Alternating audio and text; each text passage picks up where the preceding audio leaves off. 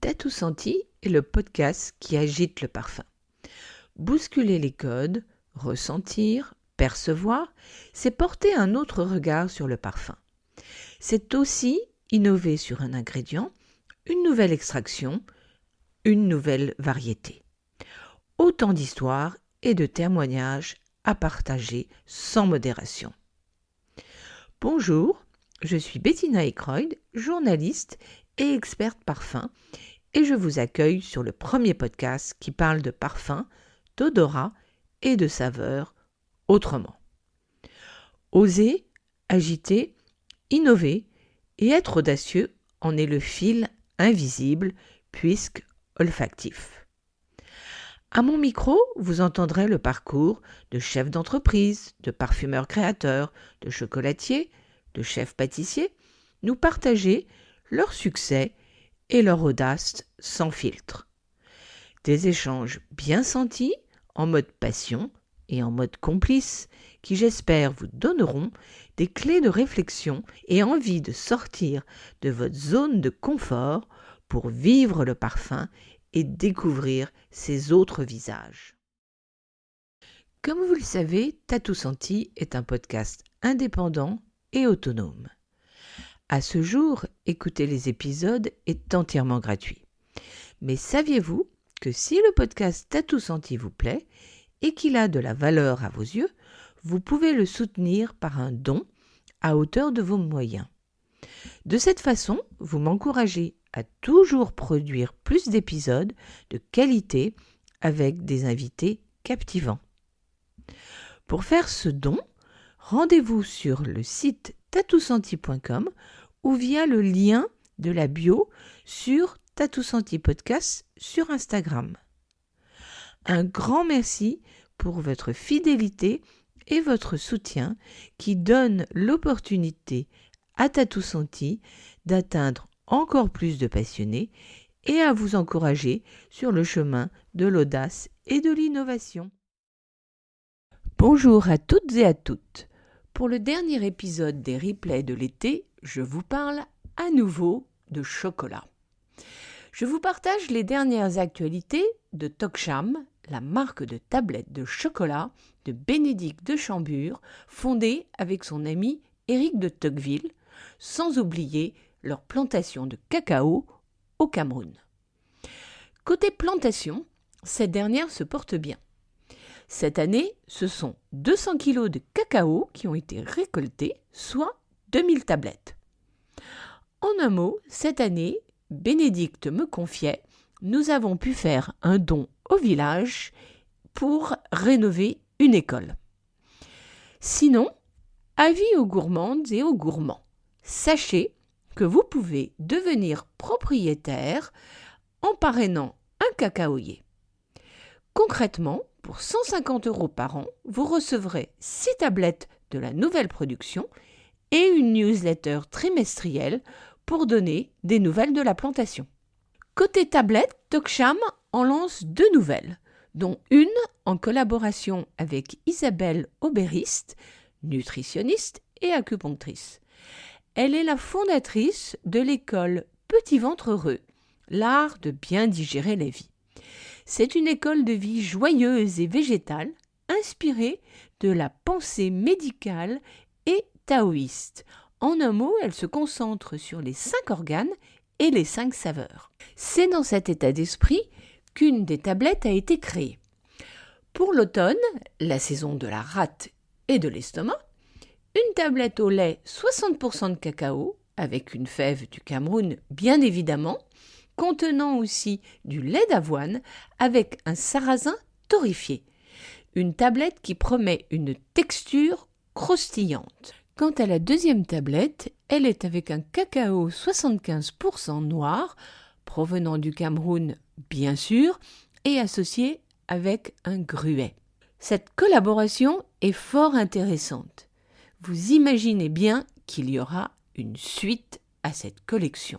Au final, Bénédicte regorge de belles idées. Si vous avez envie d'approfondir le sujet du chocolat, apprendre à déguster et découvrir de nouvelles pépites, écouter l'épisode 94 et 95 sur Tatou Senti Podcast sur la création du club Criollo, le club fondé par Bénédicte, et ne manquez pas de vous y inscrire. Bonjour Bénédicte. Bonjour Bettina. Raconte-moi quel est ton premier souvenir de chocolat. Mon premier souvenir remonte à des goûters de grandes personnes autour de Noël, quand j'allais dans la famille à Saint-Étienne, où nous goûtions les Domino Weiss, Oui, qui à l'époque étaient les premiers napolitains avec des pourcentages de cacao. J'avais envie de goûter toutes les couleurs et une couleur correspondait à un pourcentage de cacao. Et à l'époque, étant enfant, j'allais plutôt vers les pourcentages plus bas, oui. proches de 55-50%, ce qui était plus chocolat au lait que chocolat noir. Et après, en fait, est-ce que le chocolat a toujours fait partie de ta vie? Est-ce qu'il y a eu une progression? Comment depuis ce souvenir-là, il a, on va dire, cheminé? Alors, je suis originaire de Rhône-Alpes, où les premières chocolateries ont vu le jour, les Bean-to-Bar, Oui, et tels que des Bernachon, Pralu, du Fou, des personnes comme ça connues pour avoir fait en premier leur pâte de chocolat. Et j'étais fascinée par leur savoir-faire. mhm, Et du coup, j'ai voulu faire partie de ce monde-là. À 20 ans, quand je suis arrivée à Paris, je me suis dit que je pourrais peut-être me faire parrainer par l'un d'entre eux pour rentrer au club des croqueurs de chocolat, pour connaître davantage tout ce qui se faisait autour du chocolat. oui, rentrer dedans, dans ce monde. Rentrer dans ce monde un peu inaccessible, et j'ai eu beaucoup de chance d'être parrainée par l'un d'entre eux, monsieur Dufou, Oui, à l'âge de 20 ans, dans ce club très fermé où il y avait surtout des personnalités, Irène Frein, Jeanne Bourrin, oui.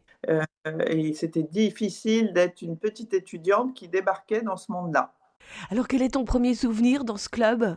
Alors dans ce club, en fait, j'ai raconté de façon un peu malicieuse que ma marraine était Sonia Riquel et mon parrain Dufou, le chocolatier, mais je ne connaissais ni d'Ève ni d'Adam Sonia Riquel, et je me suis retrouvée néanmoins à sa table, Oui, et j'ai raconté ça à son attachée de presse qui était à côté de moi, et elle a trouvé ça très amusant et très contente de oui. pouvoir marrainer une jeune fille au milieu de toutes ces personnes d'un certain âge. Elle avait trouvé ça très, très rigolo de ma part. Voilà. Et tu as le souvenir de ta première dégustation avec eux?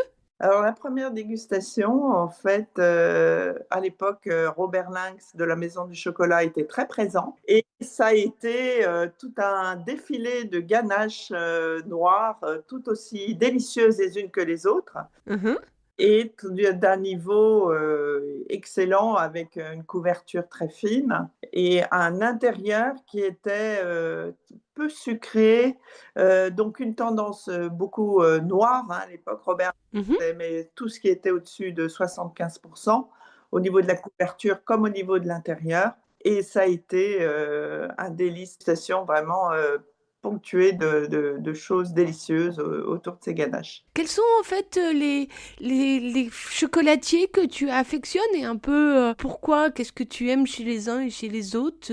Mon premier, disons que mon premier amour était plutôt, et il est encore, le bean to bar, c'est-à-dire de la fève à la tablette. D'accord. J'ai connu plutôt Pralu, puisque pour moi c'était un souvenir d'enfant, avec des fèves qui venaient de tous les pays. Donc on faisait le tour du globe en une dégustation. Oui. Et j'ai toujours eu plutôt une tendance à aimer le Madagascar, lui ayant Oui. justement une petite plantation à Madagascar, et le Sao Tomé, qui travaillait très bien dans ces bars infernales, qui sont des bars, maintenant il met autre chose comme cacao, mais à l'époque qui étaient tout enrobés de Sao Tomé, 70 ou 75%. Mhm. Sinon, comme autre bean to bar d'aujourd'hui, je dirais que j'aime beaucoup les marques comme Edward, Oui. qui s'est bien développé à Paris. J'aime un Et pourquoi tu l'aimes? Qu'est-ce que tu aimes chez lui? Edward, disons, j'aime l'esthétique aussi de ses chocolats. Il Mhm. fait aussi bien des tablettes de bon niveau, de terroirs différents, que des ganaches très élégantes, très peu sucrées. Et c'est un rapport qualité-prix tout à fait acceptable. Mhm. Tu sais expliquer pourquoi? Qu'est-ce qui te t'interpelle dans le Madagascar, l'origine Madagascar ou Sao Tomé? Ce que j'aime sur Madagascar, sur ce cru, c'est le côté fruits rouges, mais aussi acidulé, rafraîchissant en bouche. Alors que le Sao Tomé, c'est quand je cherche des notes plus puissantes, fonds qui sont plus boisés, Un peu plus profonde? plus profondes. Voilà, il y a moins de légèreté, Mhm. pas du tout la même couleur. Le Madagascar a une tendance à cajou rouge, alors que le Sao Tomé est noir et profond. Donc, selon le moment, Mhm. j'aime l'un ou l'autre. Quelles sont tes dernières découvertes, autant en origine qu'en justement jeunes, comment dire, des gens qui se seraient lancés dernièrement et pas uniquement Paris, hein, dans la France? À qui adresse, par exemple, à Montpellier, il y a la chocolaterie Home, Mhm. au accent circonflexe ME, fait aussi un bean to bar, des tablettes fines. Et il a une boutique Mhm. laboratoire où on peut voir les différentes conches où il travaille le bean to bar. Et de mémoire, il y avait chocolat Indonésie, des chocolats asiatiques avec des notes agrumes très prononcées Oui. qui sont absolument très séduisantes. Euh, Quand tu dis asiatique, c'est plus pour la note agrume ou il y a des cacaoyers au Japon? alors, c'est des cacaoyers soit en Indonésie, soit au Vietnam. Voilà, c'est essentiellement dans ces pays asiatiques où on trouve le plus de cacaoyers. On peut en trouver par-ci par-là ailleurs en Asie, mais c'est vraiment Les voilà, deux producteurs. deux producteurs, le Vietnam étant plus connu déjà, Oui, d'accord. à Et quel travers par est... exemple Marou, que j'aime beaucoup, hein, le chocolat de Marou qui commence à être un classique. Euh, c'est essentiellement des cacaoyers cultivés au Vietnam. D'accord. Et quelle est justement la particularité olfactive et gustative de ces cacaoyers ou de ce chocolat? C'est essentiellement des chocolats puissants quand même en bouche, mais très tournés vers les agrumes, très acidulés. Alors, quelles sont tes habitudes chocolat au quotidien? En as-tu au quotidien ou c'est un peu plus espacé? Dévoile-nous tout, raconte-nous. Un petit peu plus épacé parce que même si j'adore le chocolat ne m'adore pas et je suis quelqu'un de très fragile hein, au niveau du foie. Donc, je ne peux pas dépasser quelques carreaux de chocolat Oui. et plus facilement je vous mangerai de la tablette justement que de la ganache. Parce que la ganache, étant donné qu'elle est à base de crème ou de beurre, est beaucoup moins digeste, Tout à fait. Un peu plus lourde, on va dire. un peu plus lourde, donc moins fréquente pour moi. Si je prenais, alors j'aime faire un marché très diversifié de bean to bar. Je vais par exemple chez Via Chocolat, essayer de trouver des nouvelles tablettes. Je peux aller dans des grandes surfaces, je peux aller au bon marché, je peux aller chez des petits artisans comme chez Plaque, que j'aime beaucoup, Mhm. prendre des toutes petites quantités parce qu'en fait, le chocolat, bon, peut être assez cher si on en prend une tablette entière, mais on peut aussi se satisfaire de quelques grammes d'un très bon chocolat. Et c'est un petit luxe que je m'offre volontiers. Donc, Oui. je le fais au décours de mes découvertes, en fait. Mhm. Et ce Mhm. sera un ou deux carreaux par jour, tout Oui. simplement à l'heure plutôt pour moi du goûter. Oui. C'est, vers 4-5 heures où j'ai une envie de sucre et là, je peux apprécier pleinement, mes chocolats. D'accord. Alors, donc, en fait, tu as donc créé le club Criollo. Donc, j'ai envie de savoir, en fait, à quel moment cette idée est apparue et est devenue une évidence. C'est devenu, quelque chose d'évident quand, je me suis mise à travailler pour mon travail d'ostéopathe à Rome, entre l'Italie et la France, il y a, déjà, 12 ans Oui. et me suis dit que le chocolat italien était pas du tout connu. Non. Il y avait pourtant comment dire? Une tradition dans le nord et dans le sud. Alors dans le nord, à Turin, par exemple, avec la gianduja Oui. et puis dans le sud, en Sicile, le chocolat de Modica, qui est un chocolat, travaillé à froid, qui est Mhm. très peu conché, qui a, du croustillant Oui. et bon, il y a entre les 2, il y a beaucoup de chocolatiers et pâtissiers souvent parce qu'en Italie, on fait pas la différence. Il y a pas de CAP chocolaterie. On est d'abord pâtissier et parfois, on acquiert cette compétence chocolatier, mais il y a pas de diplôme spécifique Mhm. et me suis dit qu'il travaillait très bien le chocolat aussi à travers les pâtisseries, donc on je me suis dit que c'était l'occasion de reprendre peut-être, les échanges de savoir-faire entre les 2 pays en faisant connaître à Oui. des personnes, donc qui sont devenues mes membres, hein, au club que j'ai constitué progressivement, savoir-faire italien et français, Mhm. heu, chez les artisans essentiellement et en fait, dans ma recherche, j'ai été aidée, par une amie italienne qui connaissait un garçon qui, était romain, qui s'est beaucoup intéressé, et lui également de son côté aux pâtisseries, qui s'appelle Domenico Biscardi D'accord.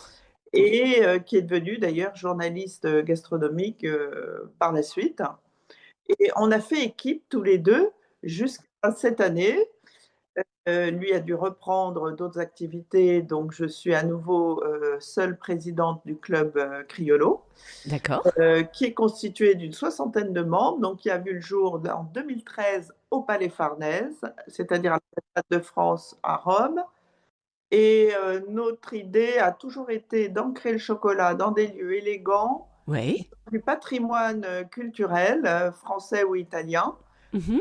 pour partager au-delà du chocolat, également de quelque chose de culturel et d'unique, dans nos soirées de gala. J'ai juste envie, avant de qu'on continue, qu'on poursuive, euh, pourquoi Club Criollo? Criollo. Alors un jour, j'étais, assise au club des croqueurs de chocolat à côté de Pierre Hermé Oui. et j'avais déjà décidé de créer le club, j'avais également, rencontré Domenico, donc il me manquait plus que le nom et j'en parle à Pierre Hermé qui était à côté de moi, qui me dit, ben, Criollo, c'est pas mal comme nom parce que vous pouvez le dire dans toutes les langues. Oui. En italien, en français, en espagnol, ça sera toujours Criollo et à la fois ça correspond à un cru, de chocolat, de haute, volée Mhm. et du coup, bah, ça m'a Parce que rappelle-nous, en fait, le Criollo, il y a deux autres fèves. il y a, en gros, parce qu'il y a beaucoup de variétés en fait maintenant, on s'est rendu compte beaucoup plus que ça. Mhm. Le Criollo est un cépage comme en vin. Oui. Après on a le Forastero et on a un mix des 2 qui s'appelle le Trinitario. Mhm. Donc le Criollo est davantage connu, en Amérique latine et en Amérique centrale et le Forastero est un cru qui appartient davantage au continent africain, car il résiste mieux, au climat, africain. Il a été, implanté, fin 19e, sur le territoire, africain D'accord. et le Trinitario est également un cru assez résistant. D'accord. Et ce Criollo, est-ce qu'il a des qualités où il est plus fin, où il est, qu'est-ce que tu peux nous dire à ce niveau-là?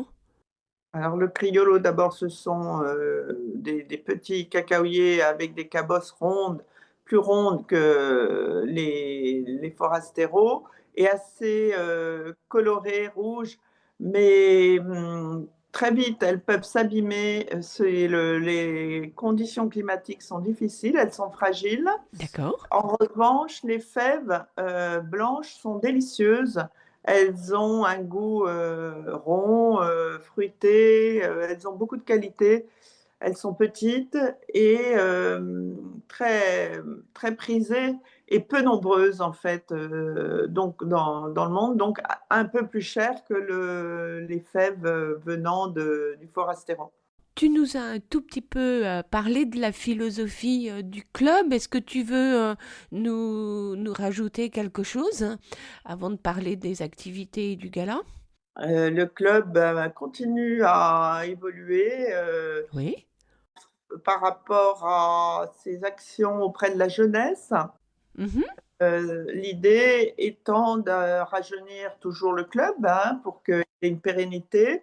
Et actuellement, je souhaite dans les écoles de chocolaterie, ce qui est les métiers d'apprentissage destinés aux métiers de la cuisine aussi et du sucré, introduire peut-être des cours de chocologie. Oui. Ça, c'est ça. Qu'est-ce que tu entends par chocologie? Chocologie, ce sera un apprentissage à la dégustation du chocolat. D'accord. Ça peut visiblement intéresser maintenant certaines directions d'école. Mhm. Donc, se rapprocher d'une jeunesse qui potentiellement peuvent faire ensuite partie du club avec des cotisations bien sûr adaptées à cette population. Et puis, pour la première fois aussi, cette année, on a mis en place avec deux membres du club, Véronique Scholl et Béatrice Merle-Daubigné, Mhm.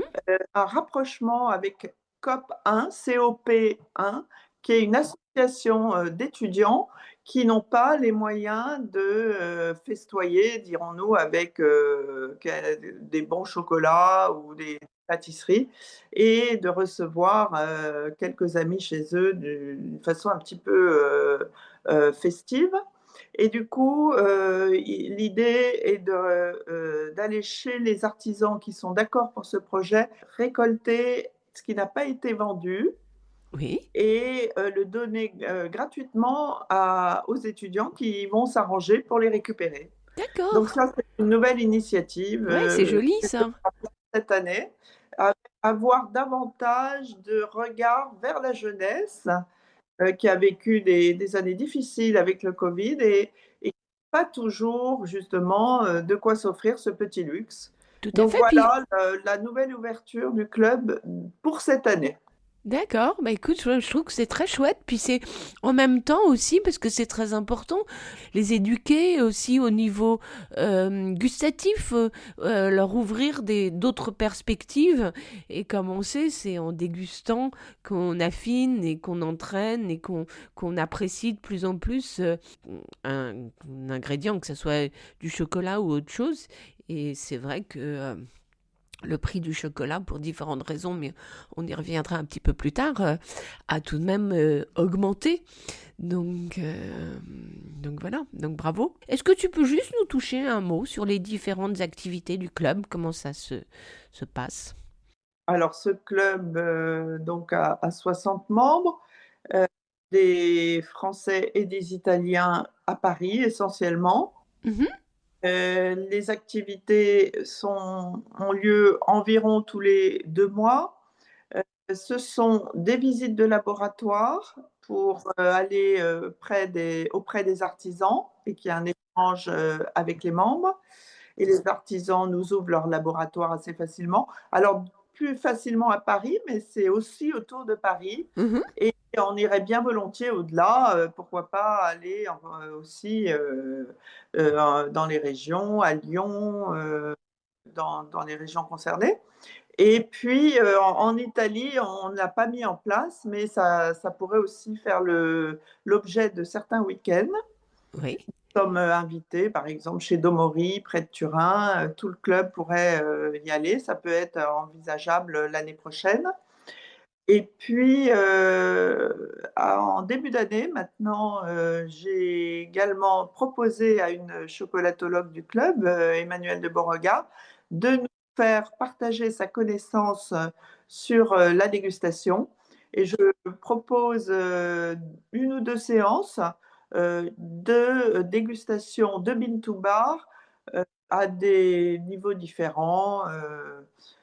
C'est elle qui met en place en fait, je dirais, 2 dégustations qui, se complètent l'une l'autre, Mhm. parce que les nouveaux membres du club qui n'ont pas encore de bibliothèque sensorielle sont contents, de démarrer avec quelques connaissances qu'on n'arrive pas forcément à acquérir au moment des grandes dégustations. Quand je propose un gala, j'essaye de faire 1 ou 2 galas par an qui sont des soirées où on est quand même une centaine de personnes, où j'ai tout un panel de chocolatiers et pâtissiers qui viennent soit en France, soit en Italie, dans des endroits, comme je le disais, assez prestigieux et un peu Tout secrets. à fait.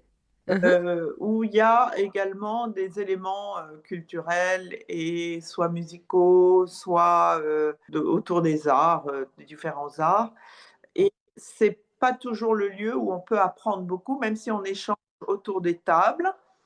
Sensation, puisqu'on a 10-12 artisans, qu'on accueille. Voilà, ceux qui ont acquis une petite connaissance sont contents de les mettre, à un peu, à l'épreuve ce jour-là. Oui, puis c'est bien connu. Plus on connaît le produit, plus on le comprend, et plus on a effectivement quelques clés de compréhension. On va apprécier, on va aller plus loin. La dégustation ne va plus être complètement la même. Et donc, c'est vrai que c'est intéressant.